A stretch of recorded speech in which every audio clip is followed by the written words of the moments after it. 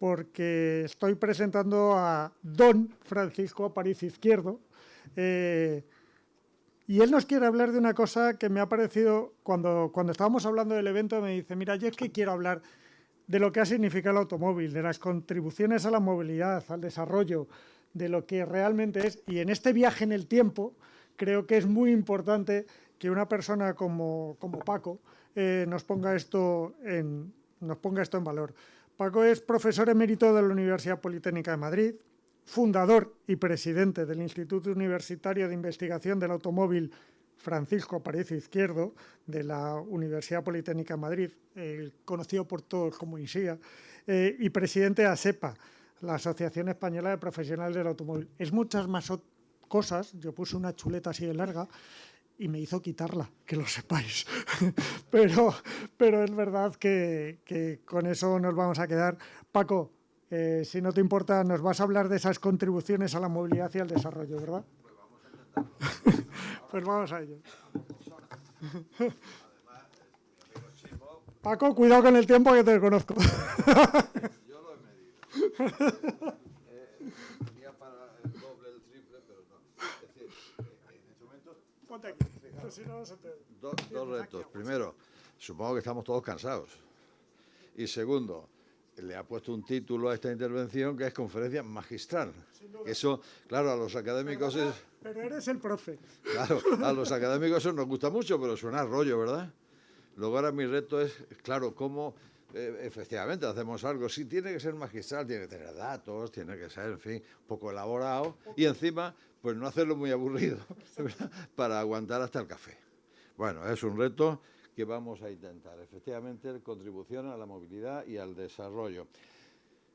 Todos sabemos que hoy en día, y desde luego nosotros, por ejemplo, desde ASEPA, desde el INSIA, estamos continuamente con conferencias, con mesas redondas, en fin. Antes se decía que en Madrid o te dan una conferencia cada tarde o la das tú, ¿no?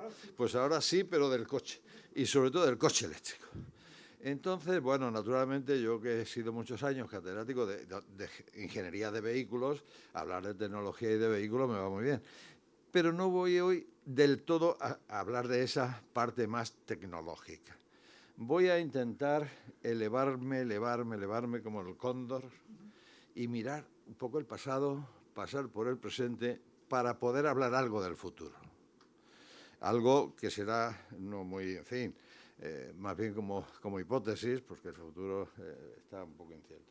Y dejar un poco todas estas otras temáticas, que por supuesto nosotros las tratamos mucho, para complementar. Del coche se está hablando más bien como problema que como solución. Y igual estamos siendo un poco injustos. Eso es lo que yo voy a pretender. Y lo voy a hacer, esto no va a pasar, no pasa desde aquí. Lo voy a hacer, en principio, voy a intentar lograr estos dos objetivos. El primero de ellos va a ser valorar las importantes contribuciones del automóvil y de la movilidad humana al desarrollo económico y al desarrollo social. Como se dice ahora, poner en valor el automóvil. El segundo objetivo va a ser formular hipótesis. Estamos en un mundo bastante complejo, incierto, etcétera. Hipótesis respecto al papel del futuro del automóvil, pero basadas en evidencias emanadas de la evolución histórica, no en el aire, y de la movilidad, de la evolución tecnológica de la movilidad y de las disrupciones tecnológicas del presente. Sobre esos dos pilares, tratar de vislumbrar el futuro. Podría casi acabar luego como resumen con estas frases, algunas mías, otras no, pero se me ve el plumero, ¿verdad? Pero voy a ponerla para que se me vea más. Los vehículos automóviles han jugado y juegan un papel fundamental en el desarrollo humano, en el progreso económico y la sociedad del bienestar de los pueblos. No te preocupes, sí. Ponemos así, que tengo que mirar para allá, efectivamente. O como decía Ausubel, cuando la gente en los próximos siglos reflexione sobre el siglo XX, el coche puede simbolizar bien nuestra civilización. O también podríamos decir, es difícil imaginar cómo será hoy la vida, cómo sería la vida de los seres humanos y el desarrollo de la sociedad en un mundo sin automóviles. Bueno, podríamos hacernos esa pregunta. Bien, el contenido lo voy a estructurar en 5 puntos, vamos a ir pasándolo. Movilidad humana, origen, motivos e invariantes. Desde la prehistoria, pero no voy a ir año por año, o sea, lo voy a hacer un poco más liviano, hasta el siglo XIX. El siglo XIX se inicia el cambio, el siglo XX el automóvil socializa la movilidad y analizaré un poco más en profundidad el automóvil y desarrollo para terminar con el futuro, pero más bien a modo de hipótesis. Puede pasar esto, luego el futuro lo hará como tesis. Empiezo por la movilidad por una cuestión muy sencilla. La tecnología, la técnica, la ingeniería, viene a resolver problemas humanos. Entonces, si entendemos el problema, entenderemos la tecnología. Y si entendemos el problema del pasado que se proyecta hacia el futuro, pues entenderemos muy bien cómo será un poco la contribución de la tecnología hacia el futuro. Yo cada vez que empiezo a hablar de movilidad pongo esta frase, que no es mía, pero la he interiorizado tanto que la quiero mucho. En esta frase decimos que la movilidad es un deseo atávico que nos impulsa a querer dominar el espacio y el tiempo. No un modo susceptible de modificación, sino una manifestación de nuestro ser más profundo. Bueno, luego con datos voy a tratar de demostrar que esto es verdad, o por lo menos yo me lo creo. Pero fijaros que si aceptamos esta frase, tenemos donde asirnos mucho para pensar en el futuro. Porque claro, si es un invariante, si los seres humanos no vamos a cambiar en este aspecto, tampoco lo vamos a hacer para el futuro.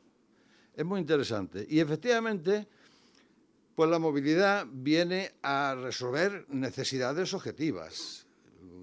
Estas fueron durante siglos y siglos las únicas, pues para comer, buscar mejores climas, algún loco que quería hacer la guerra para quitarle, en fin, la cosa al de al lado y morir gente, esas cosas que siempre hemos tenido a lo largo de la historia.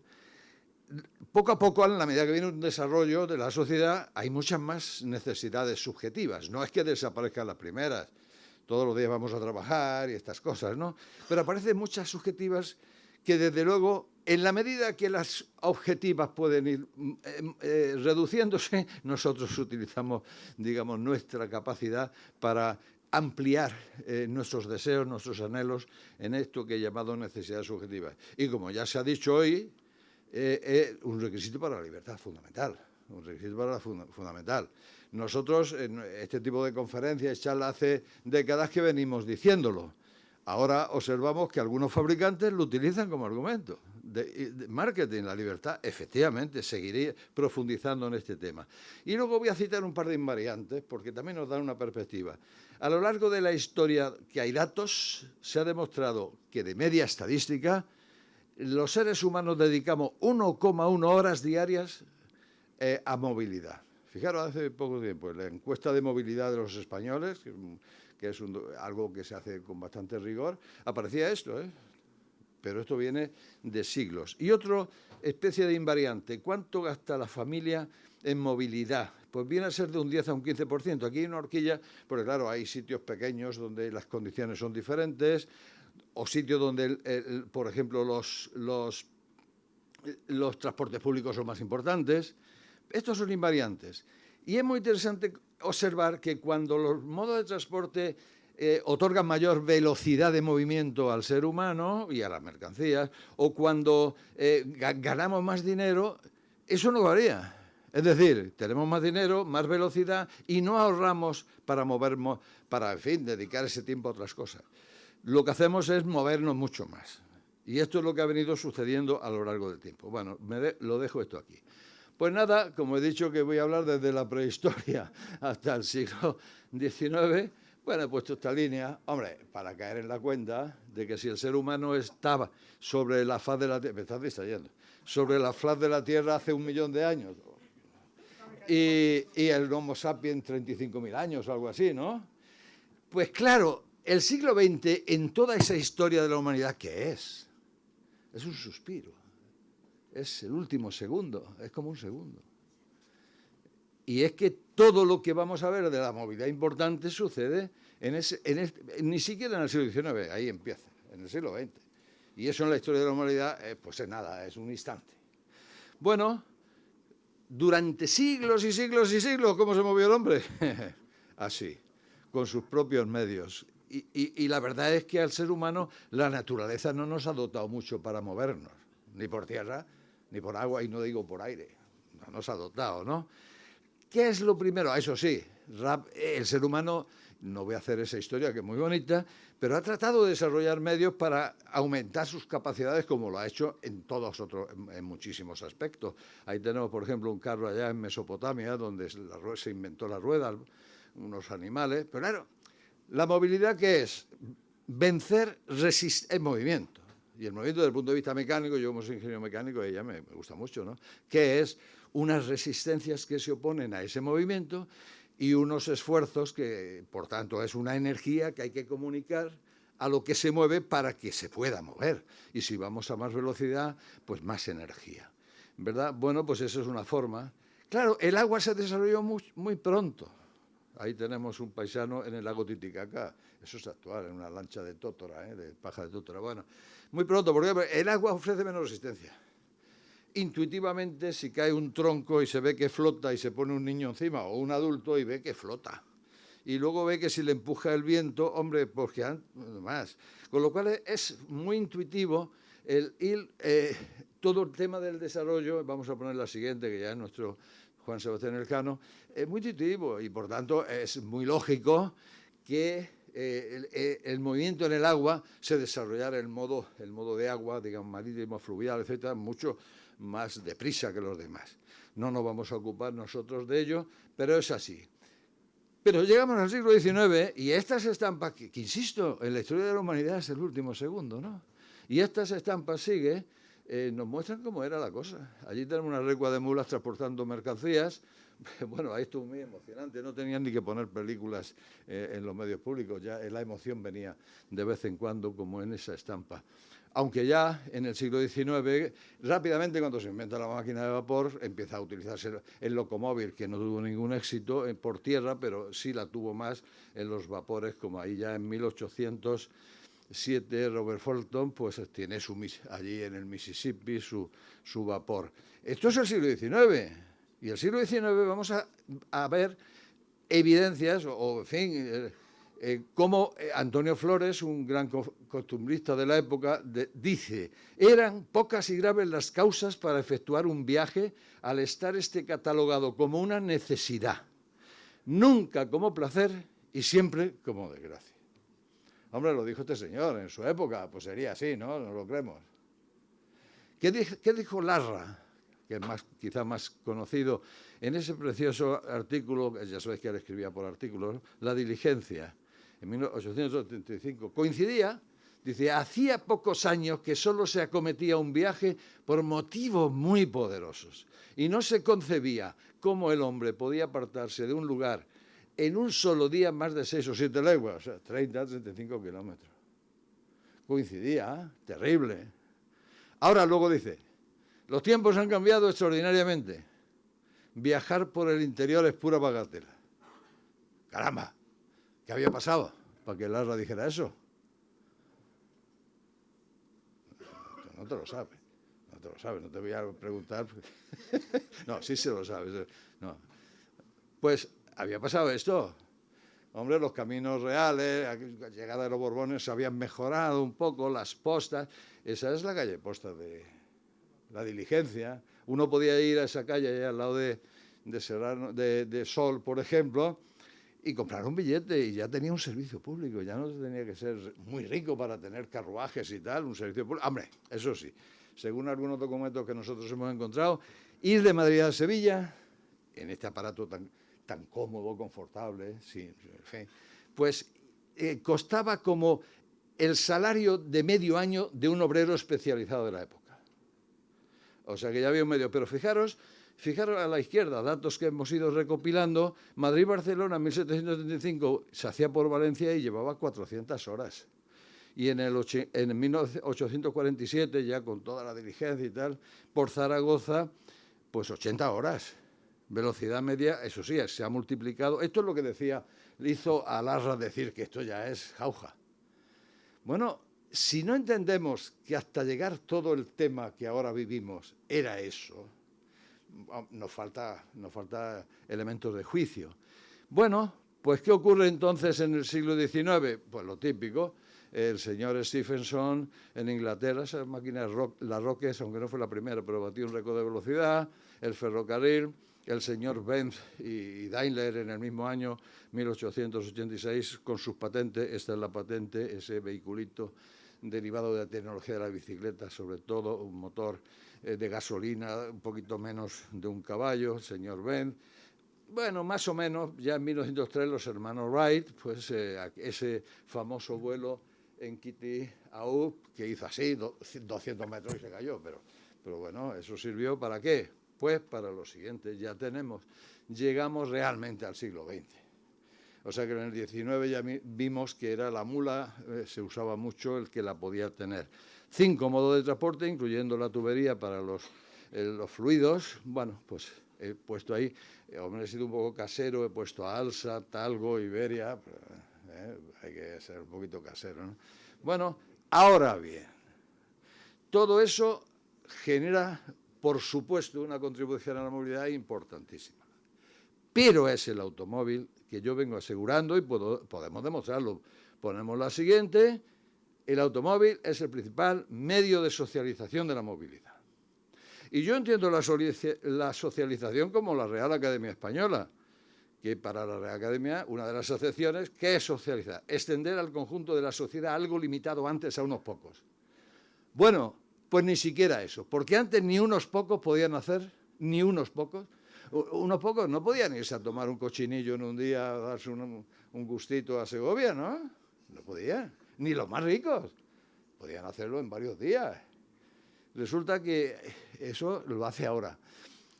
Pues vamos a los datos. Esto no solo son palabras. Aquí tenemos la movilidad interior interurbana de viajeros en España.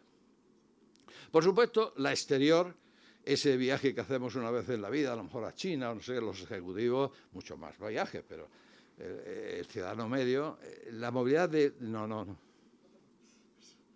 La movilidad del día a día, desde el año 50, yo llevaba pantalón corto en el año 50, al año 2020, y aquí me tenéis, pues esa ha sido la evolución de la movilidad interior, interurbana en España, por poner uno de los elementos fundamentales. La línea los piquitos hacia abajo son las crisis, la economía, efectivamente. La línea malvita, que es la total, y la azul, que es la carretera, están casi unidas.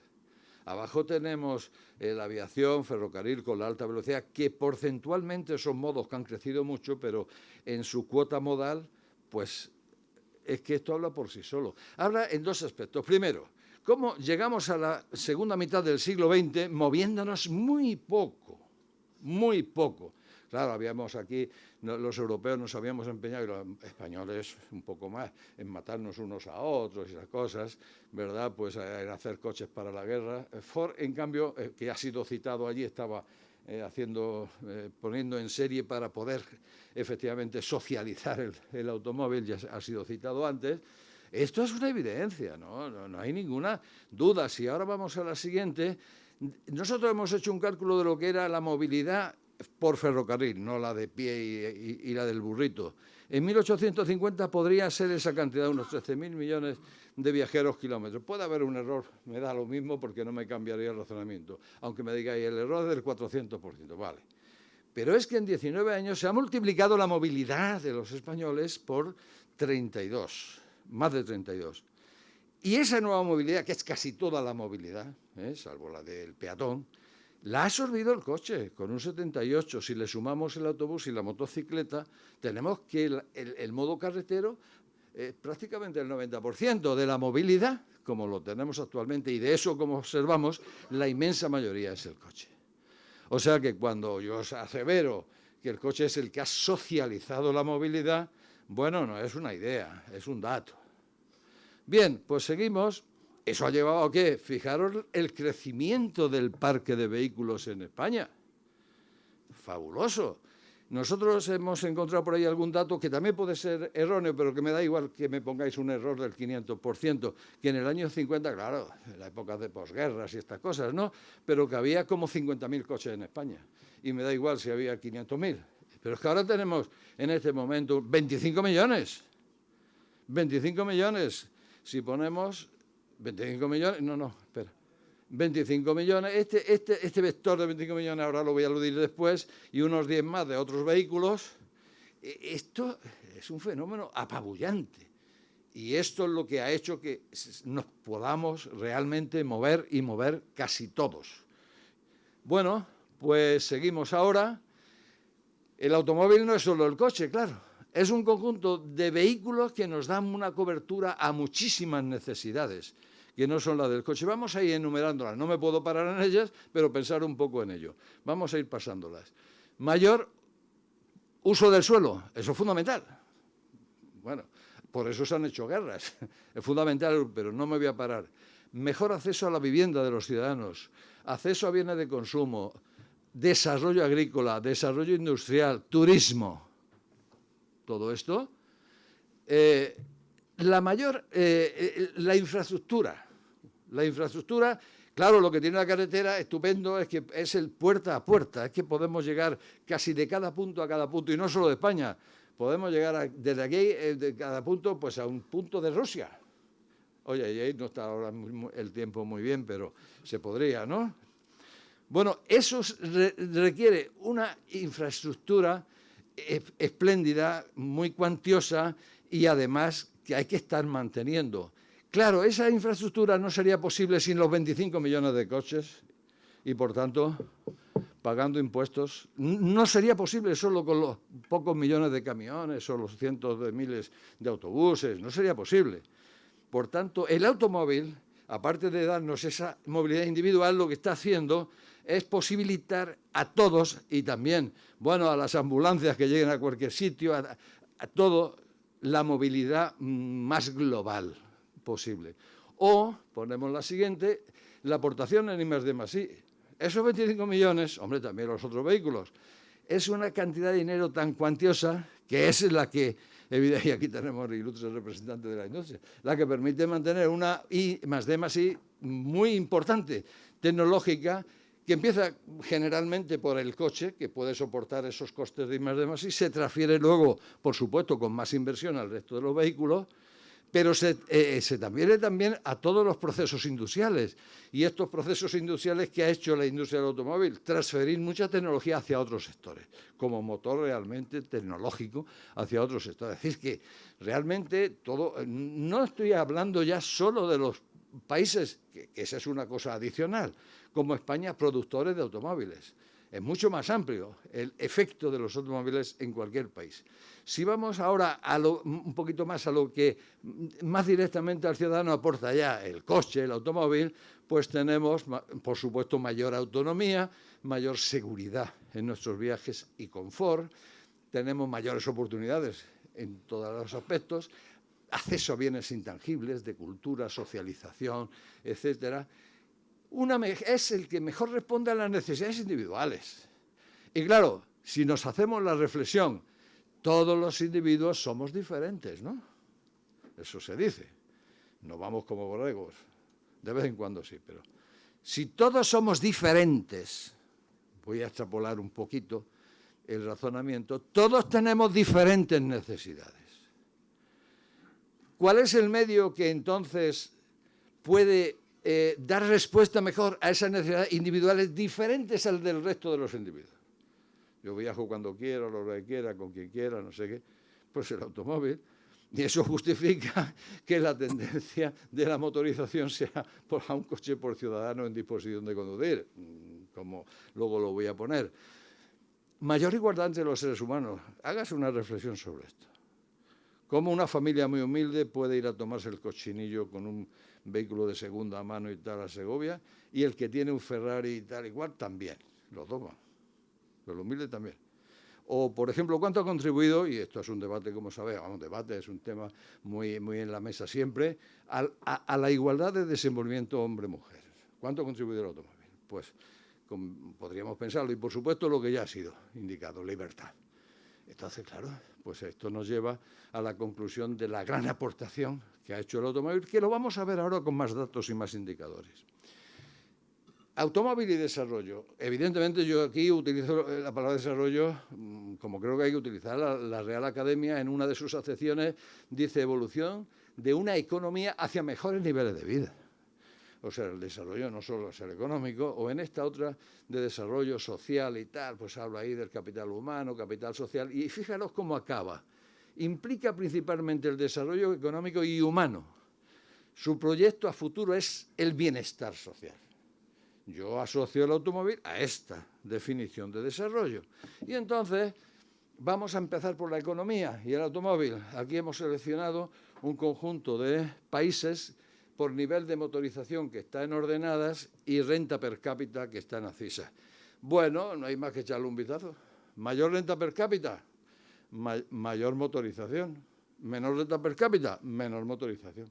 Pero fijaros, este análisis, fijaros que 5 años después de la primera, 2015, con datos de 2015 hacemos esta, de 2019. ¿Qué ha pasado con la curva? Los mismos países. Se ha desplazado hacia la derecha porque hay desarrollo económico y se ha desplazado hacia arriba porque hay mayor motorización. Voy a poner 3 casos. Uno el de abajo. Pon, por favor, 3 casos. Bueno, pues fijaros, me quedé aquí. Fijaros en 5 años, no, en menos, en 4 años, fijaros, si no, he cogido tres países, uno de baja motorización, España media y Estados Unidos alta. Fijaros en esas elipses. Esas elipses que indican su pendiente, pues que el caso de China, que es aquel de abajo, con un poco de crecimiento económico, mucha motorización. Un impacto grande en la motorización. En España, medio. Y Estados Unidos, pues más bajo. Crece mucho económicamente en este periodo y no tanto la motorización. Esto ya nos da idea del valor que tiene, sobre todo para los países menos motorizados, en cuanto a su crecimiento económico se van desarrollando la motorización. Pero vamos a seguir poniendo datos. Hemos hecho este pequeño análisis, todavía muy incipiente. La clase media sabemos que es algo muy importante en el desarrollo de la sociedad. No, antes. Donde hay clase media, sabemos que la democracia es mejor.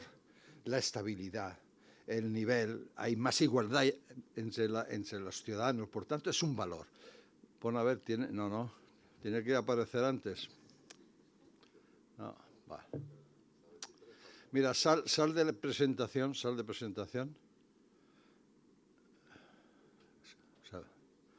Se ha perdido la imagen.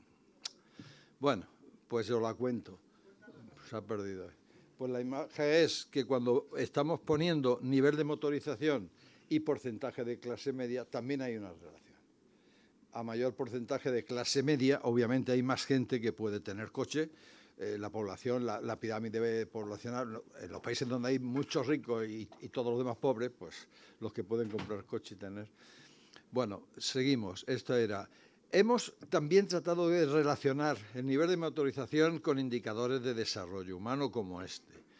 El Índice de Desarrollo Humano de Naciones Unidas, que en definitiva se basa como en 3 ejes, pues la esperanza de vida, el nivel cultural de conocimientos, etcétera, y el estándar de vida a nivel más material, unos indicadores, y ahí sale un índice de Naciones Unidas.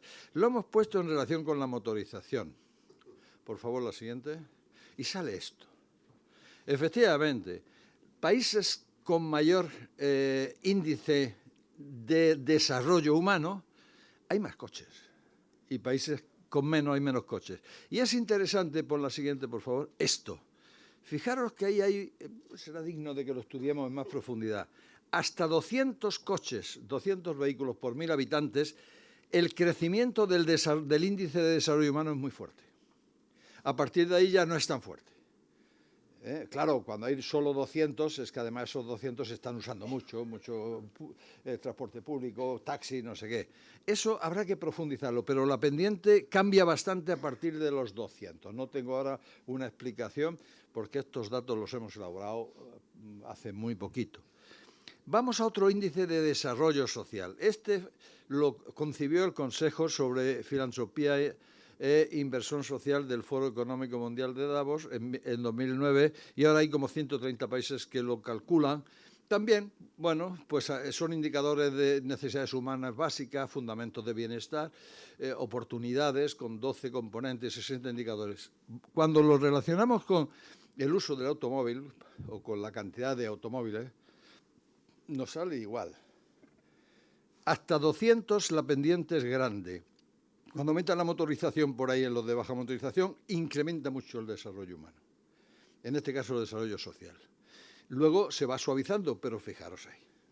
Bueno, profundizaremos en el estudio, pero creo que esto es un tema muy importante. Bueno, y ahora vamos a ir un poco hacia el futuro, a modo de hipótesis, unas cuantas cosas. ¿Cómo evolucionará la movilidad? Bueno, de todo lo que he dicho, desde el impulso atávico, creo que podemos hoy decir, no sin aventurarnos mucho, que no existe ninguna razón para pensar que las necesidades objetivas y subjetivas de la movilidad en el futuro van a variar. Vamos, irán en todo caso, como decimos en la siguiente, creciendo, pero no decreciendo. Creciendo en cuanto a más población, más riqueza, etcétera. Irá creciendo.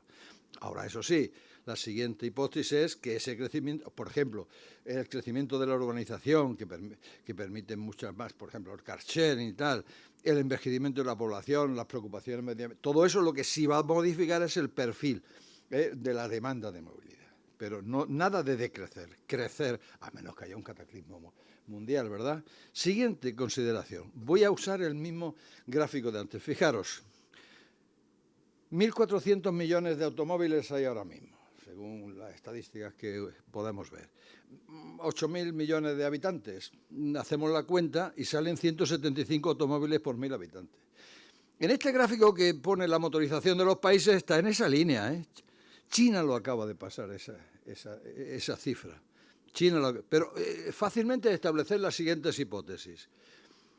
Se estima que en el año 2050 habrá 10.000 millones de habitantes. Si el crecimiento económico sigue, podríamos aventurarnos a establecer la hipótesis de que 300 personas por 1.000 tengan coche, lo cual significaría estar a la mitad de esa línea roja, a la mitad de lo que hoy tiene España de motorización. Y eso nos llevaría a 3.000 millones de automóviles, o sea, el doble, un poco más de lo que tenemos ahora. Obviamente, si estamos tan preocupados por el impacto medioambiental, con cierta razón, a veces con exageración, esto, qué duda cabe, que es un problema. Seguimos. Nosotros hicimos esa curva de regresión con datos de parque mundial hasta el año 2015, que es los puntitos azules. Esa curva se ajustó, los que, en fin, manejáis un poco esto de la estadística y la matemática, con un R cuadrado de 0,999. Parece como si hubiéramos puesto los puntos azules en la línea. Eso hasta el 2015. Cuando ahora, este año, yo voy a decir, vamos a ver qué ha pasado. ¿Cuántos automóviles hay? Pon la siguiente. O sea, del 15 al 2022, el crecimiento ha sido superior al tendencial. Eso también nos da un mensaje, ¿verdad? Superior al tendencial. Si ya el tendencial nos llevaba pues a tener esos 3.000 millones pronto, bueno, ahí el puntito, ahora tenemos que ajustar la curva otra vez. El puntito ese azul se ha salido para arriba, ¿eh? No es sostenible, evidentemente, el paradigma de la mano. Eso no es sostenible. Siguiente ámbito de hipótesis que, bueno, aquí está todo el tema. En la no sostenibilidad está, por supuesto, por la siguiente, en todo lo que nos preocupa. Hay que señalar una vez más que en óxidos de nitrógeno y partículas los vehículos actuales que se matriculan prácticamente no emiten. Prácticamente. Son casi cero. Eso, bueno, no se está informando. Ahora, el CO2, si se queman combustibles, ahí no hay, oye, partícula que se quema, molécula que se quema de combustible, sale CO2. Por tanto, es evidente que está justificado que en este momento la descarbonización sea el objetivo prioritario y esto va a continuar en el futuro, que estamos tratando de establecer al menos como hipótesis. Ahora, hay unas disrupciones de los automóviles en estos tres ejes. En la sostenibilidad, pues ya vemos que es evolucionar del vehículo de motor térmico hacia los vehículos eléctricos. Yo he apuntado ahí, cuidado, los combustibles neutros en CO2, no los perdamos de vista, que a lo mejor no necesitamos todo esto. La urbanización creciente también pues facilita el vehículo compartido, desde luego por ahí por la montaña y tal no va a haber mucho car sharing para los que viven por ahí, ¿no? La urbanización de ir de vehículo propio a un vehículo compartido y toda la conectividad, digitalización, etcétera, desde la conducción humana a una conducción autónoma, pero que a su vez también esa conectividad facilita el uso compartido de los vehículos. Bueno, todas estas tecnologías evidentemente están ahí para resolver, ayudar muchísimo a resolver pues, esta encrucijada de este momento. Seguimos. Energías. He puesto dos ejemplos aquí. Allí he puesto como el vatio fotovoltaico solar que en 1980 costaba producirlo $27, en la actualidad es 0,30. Esto habla por sí solo, ¿no? O la cantidad en el mundo de gigavatios instalados de eólica. Bueno, ¿qué duda cabe? Si ahora pensamos, como dicen algunos que parecen haberlo estimado, que la energía solar que llega del astro rey a la Tierra es como 8.000 veces mayor de la que estamos usando, parece que eso es una fuente inagotable. Y además la tecnología la hace posible y la hace asequible. Luego este problema parece, bueno, que tiene una solución. Lo que pasa es que esa energía, si no la almacenamos, tiene menos recorrido. Incluso podríamos decir hasta poco en algunos casos. Y hace falta el hidrógeno. Y la Unión Europea se ha puesto a trabajar, a impulsar muchísimo el desarrollo del hidrógeno, como elemento de almacenar esas fuentes inagotables y renovables. Por tanto, todo esto va cerrando y tiene solución, desde luego, para que no se coarte la movilidad individual. Bueno, seguimos. Los sistemas de propulsión. Bueno, pues voy a referirme a 4. Bueno, todos sabemos, la electricidad, si el mix energético es bueno, esto se ha dicho esta mañana, pues tenemos los vehículos de batería, que efectivamente se han perfeccionado, la batería ha bajado, tiene problemas que no podemos entrar ahora aquí, todos los problemas de las materias, como también el problema para Europa, que Europa establezca unos objetivos muy ambiciosos y le abra el mercado a 10 empresas chinas que parece que arriban ya el año que viene. O sea, le estamos abriendo a los chinos un mercado estupendo aquí en Europa. Pero bueno, luego está el hidrógeno a base de que la misma energía eólica y solar, pues con electrolizadores, produzca hidrógeno que podamos utilizar en ciertos segmentos de vehículos más pesados y en otros modos de transporte con pila de combustible o con motor, incluso de combustión interna. Pero no olvidemos estas dos. Vamos a seguir. Son los combustibles neutros en CO2. Si hay posibilidad de quitar el CO2 de la atmósfera, industrialmente modificarlo a hidrocarburos con el hidrógeno y ponerlo, y utilizar los motores de combustión interna tan desarrollados. Ahí hay dos formas. Uno, que la naturaleza, los materiales biológicos ya quiten de la atmósfera el CO2, y otra que está pujante, muy incipiente, que es quitar el CO2 por métodos industriales. Y hay alguna planta importantísima como la de Magallanes, ¿no? Que está Siemens, no estáis vosotros, qué raro. Está Siemens y ¿quién es el otro? BMW o Porsche. Porsche y Siemens. Una superplanta de captura de CO2, la han puesto en Magallanes, por allí hay mucho viento. Captura de CO2 con hidrógeno y estamos aquí. Si esos son elementos neutros en CO2, ¿por qué no? ¿Por qué evitarlo? Tenemos, en principio, esas 4 opciones muy potentes.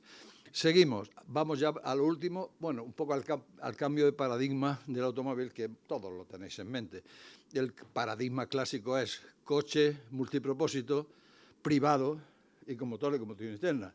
Y cuando tenemos un coche en la familia, algunos pueden tener 2 o tal, pues lo usan con fines profesionales, ciudad, ocio, compra, vacaciones, lo que sea. Bueno, el futuro ya parece que abre otras posibilidades, como coches especializados para cada una de ellas. No podemos tener coches especializados en nuestra casa. Ahora voy en ciudad, tengo uno pequeño, ahora voy en... Pero sí podemos compartirlos. ¿Sigue? Podemos al coche compartido, que traerá diversificados de 0 emisiones y conectados. Ese es el cambio de paradigma.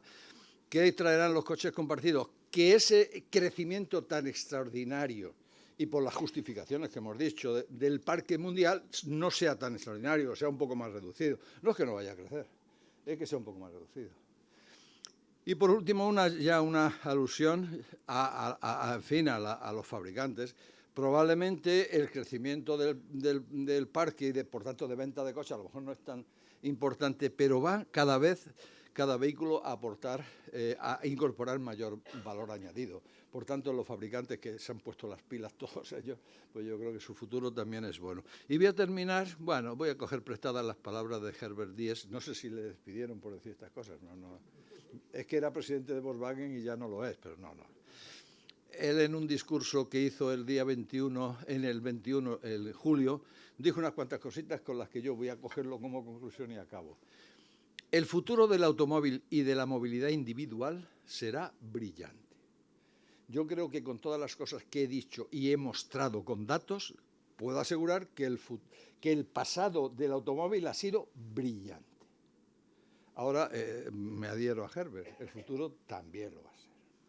Segundo, la movilidad individual, esa que cuenta con el coche, continuará siendo el medio de transporte más importante en 2030 porque ese era el horizonte y tal. Yo creo que podemos decir, y más allá, bastante más allá. Y tercero, la movilidad de los ciudadanos conduciendo o siendo conducidos, por ejemplo, con coches autónomos. En su propio coche o en uno compartido, alquilado, seguirá siendo, decía él, del 85% de la movilidad. Bueno, más o menos es la que tenemos ahora. Bueno, pues me hago mías las palabras de Herbert, pasamos a la siguiente, os doy las gracias por vuestra atención. Oye, qué bien esta interrupción porque os ha dejado un poco más... Pues muchas gracias.